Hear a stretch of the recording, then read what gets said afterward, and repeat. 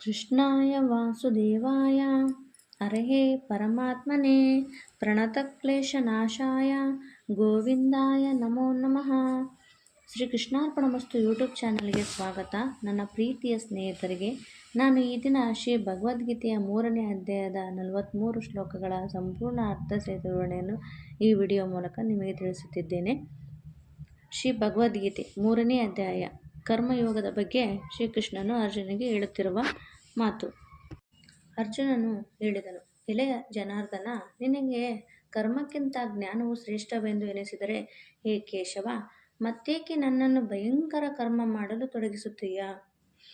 ಗೊಂದಲದಂತಿರುವ ನಿನ್ನ ಮಾತಿನಿಂದ ನನ್ನ ಬುದ್ಧಿಯನ್ನು ಮೋಹಗೊಳಿಸುತ್ತಿರುವಂತೆ ಕಾಣುತ್ತದೆ. ಆದ್ದರಿಂದ ನಾನು ಶ್ರೇಯಸ್ಸನ್ನು ಪಡೆಯುವಂತಹ ಒಂದು ಮಾತನ್ನು ನಿಶ್ಚಯಿಸಿ ಹೇಳು. ಶ್ರೀ ಭಗವಂತನು ಹೇಳುತ್ತಿದ್ದಾನೆ, ಎಲೆ ನಿಷ್ಪಾಪನೆ, ಈ ಲೋಕದಲ್ಲಿ 2 ಪ್ರಕಾರದ ನಿಷ್ಠೆಗಳನ್ನು ನಾನೇ ಹಿಂದೆ ಹೇಳಿರುವೆನು. ಅವುಗಳಲ್ಲಿ ಸಂಖ್ಯಾಯೋಗಿಗಳ ನಿಷ್ಠೆಯು ಜ್ಞಾನಯೋಗದಿಂದ ಹಾಗೂ ಯೋಗಿಗಳ ನಿಷ್ಠೆಯು ಕರ್ಮಯೋಗದಿಂದ ಇರುತ್ತದೆ. ಮನುಷ್ಯನು ಕರ್ಮಗಳನ್ನು ಮಾಡದೆ ನಿಷ್ಕಾಮತೆಯನ್ನು ಅಂದರೆ ಯೋಗ ನಿಷ್ಠೆಯನ್ನು ಪಡೆಯಲಾರನು ಮತ್ತು ಕೇವಲ ಕರ್ಮಗಳನ್ನು ತ್ಯಾಗ ಮಾಡುವುದರಿಂದ ಸಿದ್ಧಿಯನ್ನು ಅಂದರೆ ಸಂಖ್ಯಾನಿಷ್ಠೆಯನ್ನು ಪಡೆಯಲಾರನು. ನಿಸ್ಸಂದೇಹವಾಗಿ ಯಾವುದೇ ಮನುಷ್ಯನು ಯಾವುದೇ ಸಮಯದಲ್ಲಿ ಕ್ಷಣ ಮಾತ್ರವೂ ಕರ್ಮವನ್ನು ಮಾಡದೇ ಇರಲಾರನು. ಏಕೆಂದರೆ ಎಲ್ಲ ಮನುಷ್ಯ ಸಮುದಾಯವು ಪ್ರಕೃತಿಜನ್ಯ ಗುಣಗಳಿಂದಾಗಿ ಪರಾಧೀನವಾಗಿರುವುದರಿಂದ ಕರ್ಮ ಮಾಡಲು ಬಾಧ್ಯವಾಗುತ್ತದೆ. ಮೂಢ ಬುದ್ಧಿಯುಳ್ಳ ಮನುಷ್ಯನು ಎಲ್ಲ ಇಂದ್ರಿಯಗಳನ್ನು ಮೇಲ್ನೋಟಕ್ಕೆ ತಡೆದು ಮನಸ್ಸಿನಲ್ಲಿ ಆ ಇಂದ್ರಿಯಗಳ ವಿಷಯಗಳನ್ನು ಚಿಂತಿಸುತ್ತಿರುವುದನ್ನು ಮಿಥ್ಯಾಚಾರಿ ಅಂದರೆ ಡಾಂಬಿಕನೆಂದು ಹೇಳುತ್ತಾರೆ. ಆದರೆ ಅರ್ಜುನನೇ, ಮನಸ್ಸಿನಿಂದ ಇಂದ್ರಿಯಗಳನ್ನು ವಶಪಡಿಸಿಕೊಂಡು ಅನಾಸಕ್ತನಾಗಿ ಎಲ್ಲ ಇಂದ್ರಿಯಗಳ ಮೂಲಕ ಕರ್ಮಯೋಗವನ್ನು ಆಚರಿಸುವ ಮನುಷ್ಯನೇ ಶ್ರೇಷ್ಠನಾಗಿದ್ದಾನೆ. ನೀನು ಶಸ್ತ್ರವಿಹಿತವಾದ ಕರ್ತವ್ಯ ಕರ್ಮಗಳನ್ನು ಮಾಡು, ಏಕೆಂದರೆ ಕರ್ಮ ಮಾಡದೇ ಇರುವುದಕ್ಕಿಂತ ಕರ್ಮ ಮಾಡುವುದು ಶ್ರೇಷ್ಠವಾಗಿದೆ. ಹಾಗೆಯೇ ಕರ್ಮ ಮಾಡದೆ ನಿನ್ನ ಶರೀರ ನಿರ್ವಾಹವೂ ನಡೆಯಲಾರದು. ಯಜ್ಞದ ನಿಮಿತ್ತವಾಗಿ ಮಾಡಲಾಗುವ ಕರ್ಮಗಳಲ್ಲದೆ ಇತರ ಕರ್ಮಗಳಲ್ಲಿ ತೊಡಗಿದ ಈ ಮನುಷ್ಯ ಸಮುದಾಯವು ಕರ್ಮಗಳಿಂದ ಬಂಧಿತವಾಗಿದೆ. ಆದ್ದರಿಂದ ಅರ್ಜುನನೇ, ನೀನು ಆಸಕ್ತಿರಹಿತನಾಗಿ ಯಜ್ಞಕ್ಕಾಗಿಯೇ ಚೆನ್ನಾಗಿ ಕರ್ಮವನ್ನು ಮಾಡು. ಪ್ರಜಾಪತಿ ಬ್ರಹ್ಮದೇವರು ಕಲ್ಪದ ಆದಿಯಲ್ಲಿ ಯಜ್ಞದೊಂದಿಗೆ ಪ್ರಜೆಗಳನ್ನು ಸೃಷ್ಟಿಸಿ ಅವರಿಗೆ, ನೀವು ಈ ಯಜ್ಞದಿಂದ ಉತ್ಕರ್ಷ ಮಾಡಿಕೊಳ್ಳಿ ಹಾಗೂ ಈ ಯಜ್ಞವು ನಿಮಗೆ ಇಚ್ಛಿಸಿದ ಮನೋರಥಗಳನ್ನು ಪೂರ್ಣಗೊಳಿಸುವಂತಾಗಲಿ ಎಂದು ಹೇಳಿದನು. ನೀವು ಈ ಯಜ್ಞದಿಂದ ದೇವತೆಗಳನ್ನು ತೃಪ್ತಿಪಡಿಸಿರಿ, ಆ ದೇವತೆಗಳು ನಿಮ್ಮ ಉನ್ನತಿ ಮಾಡಲಿ. ಹೀಗೆ ನಿಸ್ವಾರ್ಥದಿಂದ ಪರಸ್ಪರ ತೃಪ್ತಿಯನ್ನು ಹೊಂದಿ ನೀವು ಪರಮ ಶ್ರೇಯಸ್ಸನ್ನು ಪಡೆಯಿರಿ. ಯಜ್ಞದಿಂದ ಪುಷ್ಪರಾದ ದೇವತೆಗಳು ನಿಮಗೆ ಬೇಡದಿದ್ದರೂ ಬಯಸಿದ ಭೋಗಗಳನ್ನು ನಿಶ್ಚಯವಾಗಿ ಕೊಡುತ್ತಾ ಇರುವವರು. ಹೀಗೆ ಆ ದೇವತೆಗಳು ಕರುಣಿಸಿದ ಭೋಗಗಳನ್ನು ಅವರಿಗೆ ಅರ್ಪಿಸದೆ ತಾನೇ ತಿನ್ನುವ ಮನುಷ್ಯನು ಕಳ್ಳನೇ ಆಗಿದ್ದಾನೆ. ಯಜ್ಞ ಮಾಡಿ ಉಳಿದ ಅನ್ನವನ್ನು ಸೇವಿಸುವ ಶ್ರೇಷ್ಠ ಪುರುಷರು ಎಲ್ಲ ಪಾಪಗಳಿಂದ ಮುಕ್ತರಾಗುತ್ತಾರೆ. ಆದರೆ ತಮ್ಮ ಶರೀರ ಪೋಷಣೆಗಾಗಿ ಅನ್ನವನ್ನು ತಯಾರಿಸುವ ಪಾಪಿ ಜನರು ಪಾಪವನ್ನೇ ಉಣ್ಣುವರು. ಎಲ್ಲ ಪ್ರಾಣಿಗಳು ಅನ್ನದಿಂದಲೇ ಉತ್ಪನ್ನರಾಗುತ್ತಾರೆ. ಅನ್ನದ ಉತ್ಪತ್ತಿ ಮಳೆಯಿಂದ ಆಗುತ್ತದೆ. ಮಳೆಯು ಯಜ್ಞದಿಂದಾಗಿ ಸುರಿಯುತ್ತದೆ ಮತ್ತು ಯಜ್ಞವು ವಿವಿಧ ಕರ್ಮಗಳಿಂದ ನೆರವೇರುವುದು. ಕರ್ಮ ಸಮುದಾಯವು ವೇದದಿಂದ ಹಾಗೂ ವೇದಗಳ ಅವಿನಾಶಿ ಪರಮಾತ್ಮನಿಂದ ಉಂಟಾದವು ಎಂದು ನೀನು ತಿಳಿ. ಇದರಿಂದ ಸರ್ವವ್ಯಾಪಿ ಪರಮಾಕ್ಷರ ಪರಮಾತ್ಮನು ಸದಾ ಯಜ್ಞದಲ್ಲಿ ಪ್ರತಿಷ್ಠಿತನಾಗಿದ್ದಾನೆ ಎಂಬುದು ಸಿದ್ಧವಾಗುತ್ತದೆ. ಎಲೆ ಪಾರ್ಥನೆ, ಈ ಜಗತ್ತಿನಲ್ಲಿ ಈ ಪ್ರಕಾರ ಪರಂಪರೆಯಿಂದ ಪ್ರಚಲಿತವಾದ ಸೃಷ್ಟಿ ಚಕ್ರಕ್ಕೆ ಅನುಕೂಲವಾಗಿ ನಡೆಯುವ ಮನುಷ್ಯನು ಅಂದರೆ ತನ್ನ ಕರ್ತವ್ಯಗಳನ್ನು ಮಾಡದವನು ಇಂದ್ರಿಯಗಳ ಮೂಲಕ ಭೋಗಗಳಲ್ಲಿ ರಮಿಸುವ ಪಾಪಾಯು ಪುರುಷನು ವ್ಯರ್ಥವಾಗಿಯೇ ಜೀವಿಸುವನು.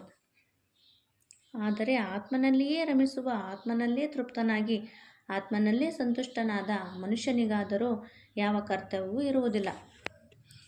ಆ ಮಹಾಪುರುಷನಿಗೆ ಈ ಜಗತ್ತಿನಲ್ಲಿ ಕರ್ಮ ಮಾಡುವುದರಿಂದ ಯಾವುದೇ ಪ್ರಯೋಜನ ಇರುವುದಿಲ್ಲ. ಹಾಗೆಯೇ ಕರ್ಮಗಳನ್ನು ಮಾಡುವುದರಿಂದ ಯಾವುದೇ ಪ್ರಯೋಜನ ಇರುವುದಿಲ್ಲ ಹಾಗೂ ಸಮಸ್ತ ಪ್ರಾಣಿಗಳಲ್ಲಿಯೂ ಅವನಿಗೆ ಸ್ವಲ್ಪವೂ ಕೂಡ ಸ್ವಾರ್ಥದ ಸಂಬಂಧ ಇರುವುದಿಲ್ಲ. ಆದ್ದರಿಂದ ನೀನು ನಿರಂತರ ಆಸಕ್ತನಾದ ಕರ್ತವ್ಯ ಕರ್ಮಗಳನ್ನು ಚೆನ್ನಾಗಿ ಮಾಡುತ್ತಿರು. ಏಕೆಂದರೆ ಆಸಕ್ತಿರಹಿತನಾಗಿ ಕರ್ಮಗಳನ್ನು ಮಾಡುವ ಮನುಷ್ಯನು ಪರಮಾತ್ಮನನ್ನು ಪಡೆದುಕೊಳ್ಳುತ್ತಾನೆ. ಜನಕಾದಿ ಜ್ಞಾನಿ ಜನರು ಕೂಡ ಆಸಕ್ತಿರಹಿತವಾದ ಕರ್ಮಗಳಿಂದಲೇ ಪರಮಸಿದ್ಧಿಯನ್ನು ಪಡೆದಿದ್ದರು. ಆದ್ದರಿಂದಲೇ ಲೋಕ ಸಂಗ್ರಹವನ್ನು ದೃಷ್ಟಿಯಲ್ಲಿಟ್ಟುಕೊಂಡು ನೀನು ಕರ್ಮ ಮಾಡುವುದೇ ಉಚಿತವಾಗಿದೆ. ಶ್ರೇಷ್ಠ ಪುರುಷರು ಯಾವ ಯಾವ ಆಚರಣೆಗಳನ್ನು ಮಾಡುವರೋ ಇಂತಹ ಪುರುಷರು ಹಾಗೆಯೇ ಆಚರಿಸುತ್ತಾರೆ. ಅವರು ಪ್ರಮಾಣವೆಂದು ಮಾಡಿ ತೋರಿಸುವುದನ್ನು ಸಮಸ್ತ ಮನುಷ್ಯ ಸಮುದಾಯವು ವರ್ತಿಸತೊಡಗುತ್ತದೆ. ಎಲೆ ಅರ್ಜುನ, ನನಗೆ ಈ 3 ಲೋಕಗಳಲ್ಲಿ ಯಾವುದೇ ಕರ್ತವ್ಯವಿಲ್ಲ ಹಾಗೂ ಗಳಿಸಲು ಯೋಗ್ಯವಾದ ವಸ್ತುವು ಸಿಗಲಿಲ್ಲ ಎಂಬುದೂ ಇಲ್ಲ. ಆದರೂ ನಾನು ಕರ್ಮಗಳನ್ನು ಮಾಡುತ್ತಲೇ ಇರುತ್ತೇನೆ. ಪಾರ್ಥನೆ, ನಾನು ಎಂದಾದರೂ ಎಚ್ಚರವಾಗಿ ಕರ್ಮಗಳನ್ನು ಮಾಡದಿದ್ದರೆ ದೊಡ್ಡ ಹಾನಿ ಉಂಟಾಗುವುದು. ಏಕೆಂದರೆ ಮನುಷ್ಯರು ಎಲ್ಲ ರೀತಿಯಿಂದ ನನ್ನ ಮಾರ್ಗವನ್ನೇ ಅನುಸರಿಸುತ್ತಾರೆ. ಅದಕ್ಕಾಗಿ ನಾನು ಕರ್ಮವನ್ನು ಮಾಡದಿದ್ದರೆ ಈ ಎಲ್ಲ ಮನುಷ್ಯರು ನಷ್ಟಭ್ರಷ್ಟರಾಗಿ ಬಿಡುವರು ಹಾಗೂ ನಾನು ವರ್ಣಸಂಕರತೆಗೆ ಕಾರಣನಾಗುವೆನು. ಹಾಗೆಯೇ ಸಮಸ್ತ ಪ್ರಜೆಯನ್ನು ನಾಶ ಮಾಡುವವನಾಗುವೆನು. ಎಲೆ ಭರತ, ಕರ್ಮದಲ್ಲಿ ಆಸಕ್ತ ಅಜ್ಞಾನಿ ಜನರ ಹೇಗೆ ಕರ್ಮವನ್ನು ಮಾಡುವರೋ ಹಾಗೆಯೇ ಆಸಕ್ತಿರಹಿತ ವಿದ್ವಾಂಸನು ಕೂಡ ಲೋಕ ಸಂಗ್ರಹದ ಇಚ್ಛೆಯಿಂದ ಕರ್ಮವನ್ನು ಮಾಡಬೇಕು. ಪರಮಾತ್ಮನ ಸ್ವರೂಪದಲ್ಲಿ ಸ್ಥಿರವಾಗಿದ್ದ ಜ್ಞಾನಿ ಪುರುಷರು ಶಸ್ತ್ರವಿಹಿತ ಕರ್ಮಗಳ ಆಸಕ್ತಿಯುಳ್ಳ ಅಜ್ಞಾನಿಗಳ ಬುದ್ಧಿಯಲ್ಲಿ ಭ್ರಮೆಯನ್ನು ಅರ್ಥಾತ್ ಅಶ್ರದ್ಧೆಯನ್ನು ಉಂಟು ಮಾಡಬಾರದು. ಆದರೆ ಸ್ವತಃ ಶಸ್ತ್ರವಿಹಿತ ಕರ್ಮಗಳನ್ನು ಚೆನ್ನಾಗಿ ಮಾಡುತ್ತಾ ಅವರಿಂದಲೇ ಹಾಗೆಯೇ ಮಾಡಿಸಬೇಕು. ವಾಸ್ತವವಾಗಿ ಸಮಸ್ತ ಕರ್ಮಗಳು ಎಲ್ಲ ರೀತಿಯಿಂದ ಪ್ರಕೃತಿಯ ಗುಣಗಳಿಂದಾಗಿಯೇ ನಡೆಯುತ್ತವೆ. ಆದರೂ ಅಹಂಕಾರದಿಂದ ಮೋಹಿತ ಅಂತಃಕರಣವುಳ್ಳ ಅಜ್ಞಾನಿಯು ನಾನೇ ಕರ್ತನಾಗಿದ್ದೇನೆ ಎಂದು ತಿಳಿಯುತ್ತಾನೆ. ಆದರೆ ಮಹಾಭಾವವೇ, ಗುಣ ವಿಭಾಗ ಮತ್ತು ಕರ್ಮ ವಿಭಾಗಗಳ ತತ್ವವನ್ನು ತಿಳಿದ ಜ್ಞಾನಿಯೋಗಿಯು ಎಲ್ಲ ಗುಣಗಳಲ್ಲೇ ವರ್ತಿಸುತ್ತಾನೆ ಎಂದು ಅರಿತುಕೊಂಡು ಅವುಗಳಲ್ಲಿ ಆಸಕ್ತನಾಗುವುದಿಲ್ಲ. ಪ್ರಕೃತಿಯ ಗುಣಗಳಿಂದ ಅತ್ಯಂತ ಮೋಹಿತರಾದ ಮನುಷ್ಯರು ಗುಣಗಳಲ್ಲಿ ಮತ್ತು ಕರ್ಮಗಳಲ್ಲಿ ಆಸಕ್ತರಾಗಿರುತ್ತಾರೆ. ಚೆನ್ನಾಗಿ ತಿಳಿದವರ ಮುಂದೆ ಮಂದಬುದ್ಧಿಯುಳ್ಳ ಆ ಅಜ್ಞಾನಿಗಳನ್ನು ಪೂರ್ಣ ಜ್ಞಾನವುಳ್ಳ ಜ್ಞಾನಿಯು ವಿಚಲಿತಗೊಳಿಸಬಾರದು. ಅಂತರ್ಯಾಮಿ ಪರಮಾತ್ಮನಾದ ನನ್ನಲ್ಲಿ ತೊಡಗಿರುವ ಚಿತ್ತದಿಂದ ಎಲ್ಲ ಕರ್ಮಗಳನ್ನು ನನ್ನಲ್ಲಿ ಅರ್ಪಿಸಿ ಆಸೆ, ಮಮತೆ ಮತ್ತು ಸಂತಾಪರಹಿತವನಾಗಿ ನೀನು ಯುದ್ಧ ಮಾಡು. ದೃಷ್ಟಿರಹಿತವಾದ ಶ್ರದ್ಧಾಯುಕ್ತರಾದ ಮನುಷ್ಯರು ನನ್ನ ಈ ಸಿದ್ಧಾಂತವನ್ನು ಅನುಸರಿಸುವವರು ಕೂಡ ಸರ್ವಕರ್ಮಗಳಿಂದ ಮುಕ್ತರಾಗುತ್ತಾರೆ. ಆದರೆ ನನ್ನಲ್ಲಿ ದೋಷಾರೋಪಣೆ ಮಾಡಿ ನನ್ನ ಮತಾನುಸಾರ ನಡೆಯದ ಮೂರ್ಖ ಮಾನವರು ಎಲ್ಲ ಜ್ಞಾನಗಳಲ್ಲಿ ಮೋಹಿತರಾಗಿ ನಷ್ಟ ಹೊಂದಿದವರು ಎಂದೇ ನೀನು ತಿಳಿ. ಎಲ್ಲ ಪ್ರಾಣಿಗಳು ಪ್ರಕೃತಿಯನ್ನು ಪಡೆಯುತ್ತವೆ, ಅಂದರೆ ತಮ್ಮ ಸ್ವಭಾವಕ್ಕೆ ಪರವಶನಾಗಿ ಕರ್ಮ ಮಾಡುತ್ತವೆ. ಜ್ಞಾನಿಯು ಕೂಡ ತನ್ನ ಪ್ರಕೃತಿಯನುಸಾರವೇ ವ್ಯವಹರಿಸುತ್ತದೆ. ಹಾಗಿರುವಾಗ ಇದರಲ್ಲಿ ಯಾವುದೇ ಹಠವು ಏನು ಮಾಡಬಲ್ಲವು? ಪ್ರತಿಯೊಂದು ಇಂದ್ರಿಯಗಳ ವಿಷಯದಲ್ಲಿ ರಾಗ ಮತ್ತು ದ್ವೇಷಗಳು ಅಡಗಿರುತ್ತವೆ. ಮನುಷ್ಯನು ಅವೆರಡರ ವಶನಾಗಬಾರದು, ಏಕೆಂದರೆ ಅವೆರಡು ಅವನ ಶ್ರೇಯಸ್ಸಿನ ಮಾರ್ಗದಲ್ಲಿ ವಿಘ್ನವನ್ನುಂಟು ಮಾಡುವ ದೊಡ್ಡ ಶತ್ರುಗಳು. ಒಳ್ಳೆಯ ರೀತಿಯಿಂದ ಆಚರಣೆಯಲ್ಲಿ ತಂದಿರುವ ಇನ್ನೊಬ್ಬರ ಧರ್ಮಕ್ಕಿಂತ ಗುಣರಹಿತವಾಗಿದ್ದರೂ ತನ್ನ ಧರ್ಮವು ಅತಿಶಯ ಉತ್ತಮವಾಗಿದೆ. ತನ್ನ ಧರ್ಮದಲ್ಲಿ ಸಾಯುವುದು ಶ್ರೇಯಸ್ಕರವೇ, ಆದರೆ ಬೇರೆಯವರ ಧರ್ಮವು ಭಯವನ್ನುಂಟು ಮಾಡುವುದಾಗಿದೆ. ಅರ್ಜುನನು ಕೇಳಿದನು, ಕೃಷ್ಣ, ಹಾಗಾದರೆ ಈ ಮನುಷ್ಯನು ಸ್ವತಃ ತನಗೆ ಇಚ್ಛೆ ಇಲ್ಲದಿದ್ದರೂ ಬಲವಂತವಾಗಿ ಮಾಡಲು ತೊಡಗುವಂತೆ ಯಾರ ಪ್ರೇರಣೆಯಿಂದ ಪಾಪವನ್ನು ಆಚರಿಸುತ್ತಾನೆ? ಶ್ರೀಕೃಷ್ಣನು ಹೇಳುತ್ತಿದ್ದಾನೆ, ರಜೋಗುಣದಿಂದ ಉತ್ಪನ್ನವಾದ ಈ ಕಾಮವೇ ಕ್ರೋಧವಾಗಿದೆ. ಇದು ಬಹಳ ತಿನ್ನುವಂತಹದ್ದು, ಅಂದರೆ ಭೋಗಗಳಿಂದ ಎಂದೂ ತೃಪ್ತವಾಗದ ಮತ್ತು ಮಹಾಪಾಪಿಯಾಗಿದೆ. ಇದನ್ನೇ ಈ ವಿಷಯದಲ್ಲಿನ ವೈರಿ ಎಂದು ತಿಳಿ. ಹೊಗೆಯಿಂದ ಬೆಂಕಿಯು, ಕೊಳೆಯಿಂದ ಕನ್ನಡಿಯು, ಜರಾಯು ಪೊರೆಯಿಂದ ಗರ್ಭವು ಮುಚ್ಚಿರುತ್ತದೆಯೋ ಹಾಗೆಯೇ ಆ ಕಾಮದ ಮೂಲಕ ಈ ಜ್ಞಾನವು ಮುಚ್ಚಿರುತ್ತದೆ. ಮತ್ತು ಎಲೆ ಅರ್ಜುನ, ಎಂದಿಗೂ ತೃಪ್ತಿಯಾಗದಿರುವ ಈ ಕಾಮರೂಪಿ ಅಗ್ನಿಯು ಜ್ಞಾನಿಗಳ ನಿತ್ಯ ವೈರಿಯಾಗಿದೆ. ಅದು ಮನುಷ್ಯನ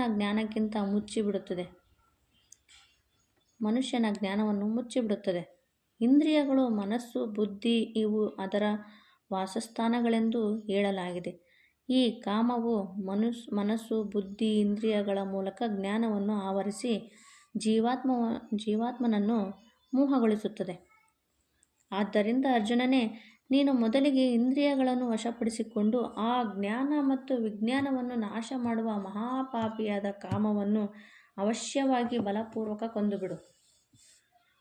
ಇಂದ್ರಿಯಗಳು ಸ್ಥೂಲ ಶರೀರಕ್ಕಿಂತ ಶ್ರೇಷ್ಠ, ಬಲಶಾಲಿ ಮತ್ತು ಸೂಕ್ಷ್ಮ ಎಂದು ಹೇಳುತ್ತಾರೆ. ಈ ಇಂದ್ರಿಯಗಳಿಗಿಂತ ಮನಸ್ಸು ಶ್ರೇಷ್ಠವಾಗಿದೆ. ಮನಸ್ಸಿಗಿಂತ ಬುದ್ಧಿ ಶ್ರೇಷ್ಠ ಹಾಗೂ ಬುದ್ಧಿಗಿಂತಲೂ ಶ್ರೇಷ್ಠವಾದುದು ಆತ್ಮವಾಗಿದೆ. ಈ ಪ್ರಕಾರವಾಗಿ ಬುದ್ಧಿಗಿಂತ ಪರ ಅಂದರೆ ಸೂಕ್ಷ್ಮ, ಬಲಶಾಲಿ ಮತ್ತು ಅತ್ಯಂತ ಶ್ರೇಷ್ಠವಾದ ಆತ್ಮವನ್ನು ಅರಿತುಕೊಂಡು ಬುದ್ಧಿಯ ಮೂಲಕ ಮನಸ್ಸನ್ನು ವಶಪಡಿಸಿಕೊಂಡು, ಎಲೆ ಅರ್ಜುನನೇ, ನೀನು ಈ ಕಾಮರೂಪಿ ದುರ್ಜಯವಾದ ಶತ್ರುವನ್ನು ಕೊಂದು ಹಾಕು. ಇಲ್ಲಿಗೆ ಶ್ರೀ ಭಗವದ್ಗೀತೆಯ 3ನೇ ಅಧ್ಯಾಯದ 43 ಶ್ಲೋಕಗಳ ಸಂಪೂರ್ಣ ಅರ್ಥವು ಸಮಾಪ್ತಿಯಾಗಿದೆ. ಈ ವಿಡಿಯೋವನ್ನು ನೋಡಿದ ನನ್ನ ಪ್ರೀತಿಯ ಸ್ನೇಹಿತರಿಗೆ ಹೃದಯಪೂರ್ವಕ ಕೃತಜ್ಞತೆಗಳು. ದೇವರ ಆಶೀರ್ವಾದ ಎಲ್ಲರಿಗೂ ಸಿಗಲಿ ಎಂದು ನಾನು ಮನಸಾರೆ ಪ್ರಾರ್ಥಿಸುತ್ತೇನೆ. ನಿಮಗೆ ಈ ಮಾಹಿತಿ ಇಷ್ಟವಾದರೆ ದಯವಿಟ್ಟು ನನ್ನ ಚಾನಲ್ಗೆ ಸಬ್ಸ್ಕ್ರೈಬ್ ಮಾಡಿ ಮತ್ತು ಲೈಕ್, ಶೇರ್ ಮಾಡಿ. ಹಾಗೆ ಶ್ರೀ ಕೃಷ್ಣಾರ್ಪಣಮಸ್ತು ಎಂದು ಕಮೆಂಟ್ ಮಾಡಿ. ಮತ್ತೆ ಮುಂದಿನ ವಿಡಿಯೋದಲ್ಲಿ ಸಿಗೋಣ. Thank you all. ಕೃಷ್ಣಾರ್ಪಣಮಸ್ತು.